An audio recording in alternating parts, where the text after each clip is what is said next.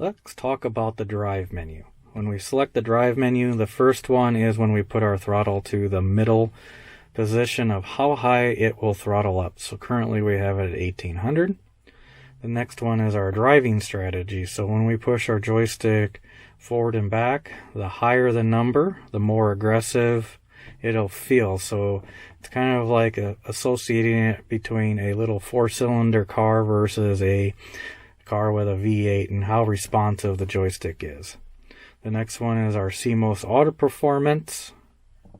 We can assign how much power we put to the front axle or rear axle in full drive.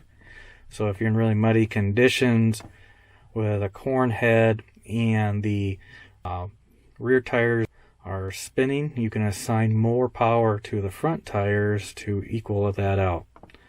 The pulses per 1000 are just simply if you've changed tires to calibrate your ground speed. And then the last one is your tire pressure. This is an option from Kloss. You can set in the field your field working pressure as well as your road pressure. If you do a lot of roading with your forage harvester, this is really an important feature because in the field we can make it ride really nice, as you can see at 15.7 psi.